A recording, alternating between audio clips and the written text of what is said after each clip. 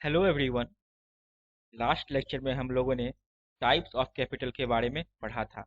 इस लेक्चर में हम लोग सोर्सेस ऑफ रेजिंग कैपिटल्स के बारे में जानेंगे कि आप किस किस सोर्स से किस किस तरीके से आप फंड इकट्ठा कर सकते हैं, पैसा इकट्ठा कर सकते हैं। तो हमारा क्वेश्चन है, explain various sources of raising capital.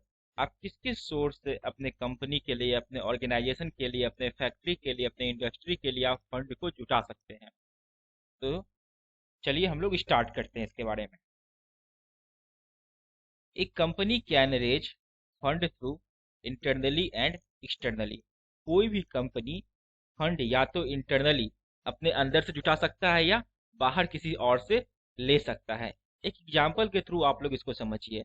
आप एक विद्यार्थी, आपको अगर पैसे की जरूरत होती है, किसी भी काम के लिए अगर आपको पैसे की जरूरत होती है तो आपके पास क्या क्या ऑप्शन है।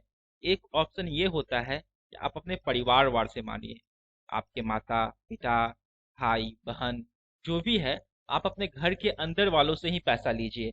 इस तरह कहा जाए कि आपने इंटरनली पैसों का अरेंजमेंट कर दिया। अब आपके यहाँ पैसे का अरेंजमेंट नहीं हो पा रहा है, इंटरनली आप पैसे को अरेंज करने में सक्षम नहीं है, ठीक है, पैसे का जुगाड़ नहीं हो पा रहा है। तो क्या कीजिएगा, आप बाहर की ओर देखिएगा। आप अपने दोस्तों से, अपने रिश्तेदारों से या किसी और तरीका से बैंक से आप लोन लेते हैं और पैसे का जुगाड़ करते हैं। इस तरह क्या कहलाया, ये कहलाया कि आपने एक्सटर्नल सोर्सों से पैसे का जुगाड़ किया। तो आपके पास कितने सोर्स हो गए, दो सोर्स हो गए। इंटरनल सोर्स जो आपके घर के अंदर था, और दूसरा एक्सटर्नल सोर्स जो कि बाहर वाले बैंक वाले जैसे। इस तरह आपने दो तरीके से पैसे का जुगाड़ किया। सेम सिचुएशन किसी भी इंडस्ट्री के साथ, किसी भी ऑर्गेनाइजेशन के साथ होता है। उनके पास दो तरीका होता है, एक इंटरनली और दूसरा एक्सटर्नली।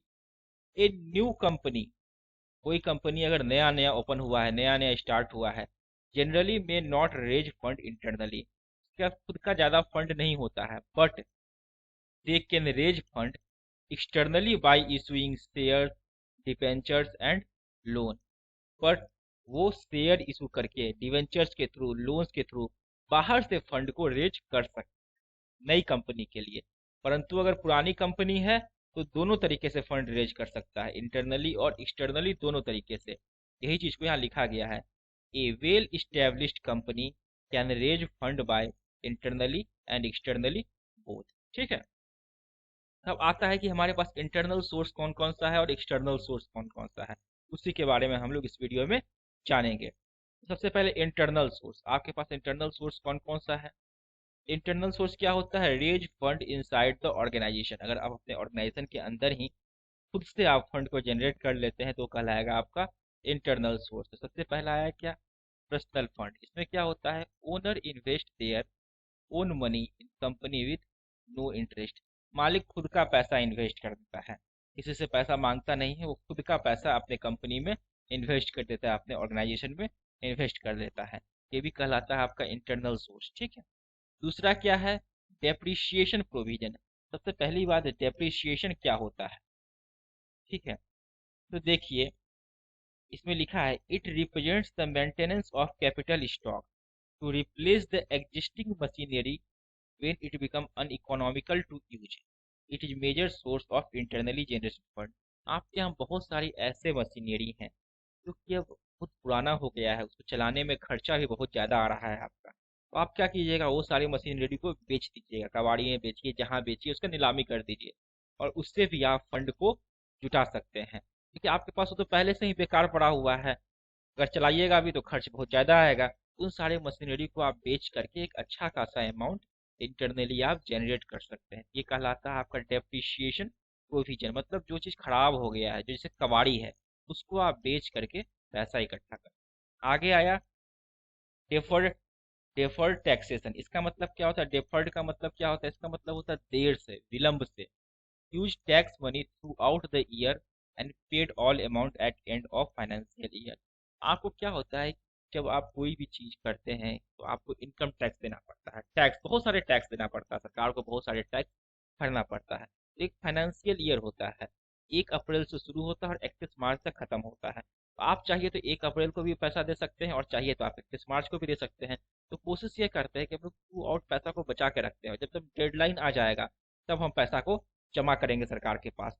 जो बीच का समय है, करीब 1 साल का समय। इसमें आप उस पैसे को यूटिलाइज कर सकते हैं, किसी और चीज में आप लगा सकते हैं, मतलब फंड को आप इंटरनली एक जनरेट कर सकते हैं तत्काल के लिए। ये भी आपका एक इंटरनल सोर्स ऑफ फंड हो गया। आगे क्या है, retained equity earning, to refer to retaining the earning of share holders for internal investment. इसका क्या मतलब हुआ कि आपके जो बहुत सारे शेयर होल्डर्स, वो एक्चुअली करते क्या हैं, आपके कंपनी में पैसा लगाते हैं, आपके कंपनी में हिस्सेदारी लेते हैं, तो वो आपके कंपनी को एक तरह से पैसा देते हैं। वो भी आपके लिए क्या हुआ, एक इंटरनल सोर्स ऑफ फंड हुआ। आपके शेयर होल्डर्स जो आपको पैसा दे रहे हैं, आपके जो शेयर्स खरीद रहे हैं, उससे आपको जो मनी मिल रहा है, उससे आपको जो पैसा मिल रहा है, वो आपका एक इंटरनल सोर्स ऑफ फंड हुआ। अब आता है एक्सटर्नल सोर्स। एक्सटर्नल सोर्स में क्या होता है, raise funds from outside the organization. Organization के बाहर से कहीं से आप फंड को रेज कर सकते हैं। इसमें तीन चार तरह का होता है, एक होता है लॉन्ग टर्म, एक होता है मीडियम, और एक होता है शॉर्ट टर्म। तो वन बाय वन हम लोग सबको देखेंगे। सबसे पहला क्या है, लॉन्ग टर्म। लॉन्ग टर्म जो होता है वो 3 से 5 साल के लिए, आप 3 से 5 साल के लिए फंड को रेज किए हैं, या आप उनको चुकाना पड़ेगा, जो आपको 3 से 5 साल के बाद चुकाना पड़ेगा। इसमें कैसे होता है, लोन। सबसे पहला तरीका क्या है, लोन। आप किसी भी बड़े बैंक से जाके, या पैसे उधार देने वाली संस्था से जाकर के आप लोन ले लीजिए, उधार ले लीजिए, और उसको ब्याज के सहित इंटरेस्ट के साथ आप उसको चुकाइए वापस धीरे धीरे। ये एक तरीका है आपका एक्सटर्नल सोर्स ऑफ फंड का। दूसरा क्या है, शेयर्स। शेयर्स क्या होता है, आप शेयर इशू कर दीजिए अपने कंपनी का। Public invest money by purchasing share of company. जनता क्या करेगी, आपके कंपनी के शेयर को परचेज करेगी, इससे आपके कंपनी में पैसा इन्वेस्ट होगा, आपके ऑर्गेनाइजेशन के अंदर पैसा आएगा। तीसरा क्या है, डिवेंचर्स। डिवेंचर्स क्या होता है, देखिए, एक होता है शेयर। शेयर मीन्स क्या होता है कि अगर कोई आपके कंपनी का शेयर खरीदता है, इसका मतलब क्या हुआ कि वो आपके कंपनी में हिस्सेदारी ले रहा है। आप ये नहीं चाहते, आप नहीं चाहते कोई आपकी कंपनी में हिस्सेदारी ले, तो आप क्या करेंगे, डिवेंचर्स। डिवेंचर्स क्या होता है कि एक इशू करते हैं आप लोग, एक ऋण पत्र। इसका नाम हुआ क्या, एक ऋण पत्र। हिंदी में कहेंगे तो इसको ऋण पत्र कहेंगे। ये क्या करता है कि आपके का वो जो आप एक इशू करते हैं, डिवेंचर को आप इशू करते हैं सर्टिफिकेट के रूप में। तो कोई भी पब्लिक सर्टिफिकेट को खरीदती है, वो कुछ सालों के लिए खरीद सकती है, 3 साल, 4 साल, 5 साल, मैक्सिमम 10 साल के लिए खरीद सकती है। अगर वो आपका डिवेंचर खरीदती है, तो आपको क्या होता है, उसके ओर से पैसा मिलता है, परंतु आपको यह पैसा वापस करना है एक इंटरेस्ट के साथ। एक इंटरेस्ट के साथ, कुछ सालों में, जितने साल के लिए वो खरीदेगी, उतने सालों के इंटरेस्ट के साथ आपको वो पैसा पब्लिक को वापस करना है। ठीक है, मान के चलिए शेयर्स में क्या है कि अगर आपकी कंपनी घाटे में चल रही है, तो आपके शेयर होल्डर्स को भी घाटा होगा, परंतु डिबेंचर्स में नहीं है। भले ही आपकी कंपनी घाटे में चल रही है, परंतु आपको पब्लिक को इंटरेस्ट साथ में देना ही पड़ेगा, जितने इंटरेस्ट से आपने पहले से फिक्स करके रखा है। ठीक है, तो ये आपका हो गया डिवेंचर्स। आगे क्या आता है, public deposits. Deposits are accepted directly from public for fix term of period. तो आपने डायरेक्ट पैसा लिया पब्लिक से कुछ समय के लिए, उसके बाद उस पर कुछ इंटरेस्ट वगैरह दिया। ठीक है, आगे आता है corporate bond. Investors invest money with claim of assets in case of default. बहुत सारे इन्वेस्टर्स होते हैं जो आप पे पैसा इन्वेस्ट करते हैं कि अगर आपका कंपनी डूब जाता है, तो आपके जितने एसेट्स है वो सारा का सारा उनका हो जाएगा। ये भी एक एक्सटर्नल सोर्स ऑफ फंड है। दूसरा आ गया मीडियम टर्म। इसमें 1 से 3 साल के लिए जनरली होता है। इसमें क्या है, लोन। फिर से जैसा पहले ही डिस्कस कर चुके हैं कि बैंक से आप लोन ले सकते हैं 1 से 3 साल के लिए। हायर परचेज, इसका मतलब क्या हुआ कि पेमेंट बाय पीरियोडिक इंस्टॉलमेंट्स, तो rest of the capital can be used elsewhere. Suppose कीजिए आपने एक बहुत ही महंगी मशीनरी लगाई, तो आप उसका पेमेंट पूरा एक बार में मत कीजिए। जहां से आप खरीदे हैं, वहां से आप पूरा उसको एक बार में पैसा मत दीजिए, उसको इंस्टॉलमेंट में पैसा दीजिए, धीरे धीरे पैसा दीजिए। स्टार्टिंग में कुछ दे दीजिए और फिर धीरे धीरे पेमेंट कीजिए। इससे क्या होगा कि जो बाकी बचा हुआ आपके पास अमाउंट रहेगा, उसको आप कहीं और यूटिलाइज कर सकते हैं। ये भी एक एक्सटर्नल सोर्स ऑफ फंड हो गया। आगे क्या है, equipment lease. High cost equipment जो होता है, जिसको आप खरीदना चाहते हैं, परंतु आप उसको खरीदिए मत, आप उसको आप क्या कर लीजिए, लीज पे ले लीजिए, कुछ सालों के लिए भाड़े पे ले लीजिए। इससे क्या होगा, आपका बहुत ही पैसा बच जाएगा, जिसको आप कहीं और इन्वेस्ट कर सकते हैं। आगे आता है शॉर्ट टर्म, 1 साल के लिए, कम के लिए। इसमें क्या है, ट्रेड क्रेडिट। क्रेडिट इसका मतलब क्या होता है, ट्रेड क्रेडिट का मतलब financial assistance by related business firm. कोई भरोसे पर आपके क्रेडिट पे आपने मार्केट से पैसा उठा लिया। ठीक है।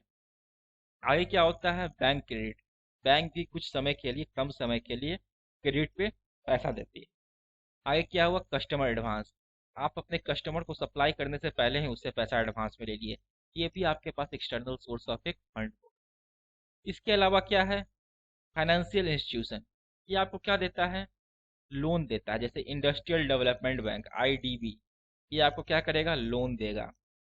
Industrial finance corporation, long term and medium term credits are offered to industries in need. Industry को क्या करता है, ये लोग पैसा देता है। इंश्योरेंस कंपनी, बहुत सारी इंश्योरेंस कंपनी होती है जो आपको पैसा प्रोवाइड करती है जिससे आप लोन ले सकते हैं।